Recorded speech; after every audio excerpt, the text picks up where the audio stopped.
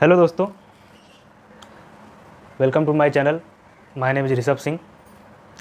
दोस्तों, आज मैं एक टॉपिक के ऊपर वीडियो बना रहा हूं। जैसा कि आप लोग जानते हैं कि आजकल बहुत सारी कंपनियों में ले-ऑफ्स चालू हैं। ले-ऑफ्स का मतलब होता है छँटनी। तो ये आप जानते हैं जैसा कि हो रहा है, तो why so many layoffs are happening, ये आजकल आप लोग बहुत सुन रहे हैं। तो आप जैसा कि जानते हैं टेक में स्टार्टअप्स कंपनियाँ हैं, बहुत सारे बड़े कॉरपोरेट्स वगैरह हैं। तो इन कंपनियों में आजकल रोज़ाना न्यूज़ आती है कि मतलब so many layoffs are happening. आज 10,000 लोगों को निकाल दिया, आज 12,000 लोगों को निकाल दिया, 4,000 लोगों को निकाल दिया, 3,000 लोगों को निकाल दिया। तो इन सब का जो रीजन्स है वो मैं पॉइंटर वाइज और मैंने डिज़ाइन किया हुआ है, तो आप लोगों को उसमें हेल्प होगा कि why this companies are doing the mass layoffs and how we can overcome from this.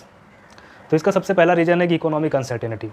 जैसा कि आप जानते हैं दोस्तों कि inflation, rising interest rate hikes, global tension, so companies अभी बहुत कॉशियस हो गई हैं। कंपनीज़ अभी स्टेप एक एक स्टेप जो है अभी सोच सोच कर उठा रही हैं। They are cutting cost to survive in a possible way. Because क्या हुआ है कि स्लो डाउन हो गया है, रिसेशन आ गई है, कंपनीज़ की प्रॉफिट पे बहुत सारा असर पड़ रहा है। उसकी वजह से उन्होंने ये स्टेप्स लेना चालू किए हैं। दूसरा है दोस्तों, जैसा कि आपको पता है कि जो भी पैंडेमिक आया था कोविड-19 के समय में, जैसे में बहुत सारी टेक कंपनियाँ थी, बहुत सारे टेक स्टार्टअप्स थे जो अर्ली स्टेज पे थे। उनको जो है कोविड के समय में बहुत सारे लोग घर से काम कर रहे थे। घर से काम करने की वजह से सबको डिजिटलाइजेशन का यूज़ करना पड़ रहा था। तो वीडियो कॉन्फ्रेंसिंग एप्लीकेशंस वगैरह से बहुत सारा काम चालू हो गया था। उसकी वजह से एआई वगैरह का यूज़ भी होने लग गया था। और इन द पैंडेमिक जितने भी कंपनियाँ थी उन्होंने बहुत एग्रेसिवली जो है हायरिंग किया, और उन्हें लगा कि आगे चल के जो है ये ग्रोथ बढ़ेगी। बट उसकी वजह से हुआ क्या कि ग्रोथ बढ़ी नहीं, डिमांड जो है उतनी ज़्यादा आई नहीं मार्केट में, और उन्होंने ओवर हायरिंग कर लिया।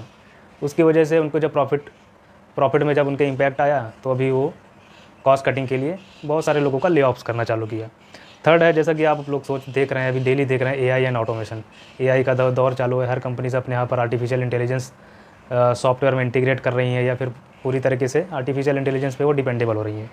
तो इसमें क्या होता है, बहुत सारे जितने रोल्स हैं, बहुत सारे रोल्स हैं, उनको एआई रिप्लेस कर रहा है। और बहुत सारे रोल्स में एआई की वजह से जो ह्यूमन कॉम्पिटेंसीज़ है उसमें फ़र्क पड़ रहा है, क्योंकि एआई जो है वो काम बड़ी आसानी से कर ले रहा है। तो इसमें बहुत सारे टेक हो गई, कोडिंग जॉब हो गई, और अपना बीपीओज़ वगैरह में, ये सब जॉब्स में बहुत ज़्यादा रिस्क है। तो इन सब जॉब्स में भी बहुत सारा ले-ऑफ्स कंपनियों ने किया है। Plus fourth point is shift in the business strategy. बहुत सारी कंपनियां भी अपने बिजनेस स्ट्रेटजी पे फोकस कर रही हैं। जो उनके नॉन प्रॉफिटेबल बिजनेस हैं उनको बहुत सारी कंपनियों ने बंद करना चालू किया है। जो बिजनेस कंपनीज़ को प्रॉफिट नहीं दे रहे हैं, उनके प्रॉफिट पे इम्पैक्ट डाल रहे हैं, तो वहाँ से उन्होंने बहुत सारे एम्प्लॉयज़ को ले ऑफ्स करना चालू किया। और वो जो बिज़नेस प्रॉफिटेबल हैं उनके ऊपर उनका जो है ज़्यादा फोकस हो गया है। फोर्थ पॉइंट है ग्लोबल सप्लाई, और जो बाहर के जो इवेंट हो रहे हैं, अभी आप जैसा देख रहे हैं, रसिया यूक्रेन वॉर चल रही है, फिर अपना इसके पहले इंडिया पाकिस्तान वॉर हुआ, उसके पहले जो है इजराइल और ईरान वॉर हुआ। इन सब वॉर की वजह से ग्लोबल सप्लाई में बहुत ज़्यादा कमी आती है।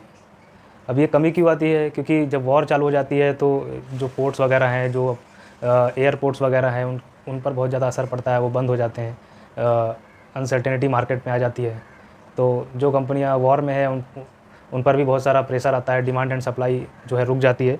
उसके वजह से जो डिसरप्टेड डिमांड एंड सप्लाई है वो क्रिएट करती है इन्फ्लेशन, और बिकॉज ऑफ इन्फ्लेशन जो है बहुत सारी कंपनियां उसके वजह से भी ले ऑफ्स करना चालू करती हैं।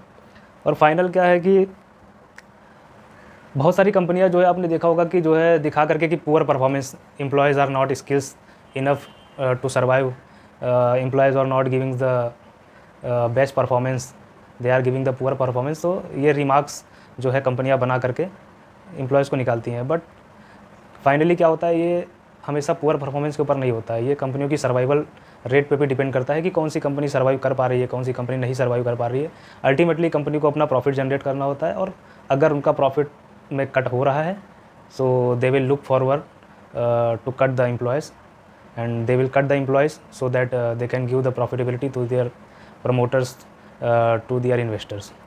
तो मेन रीज़न, सबसे बड़ा रीज़न जो है ये भी है आजकल के मार्केट में।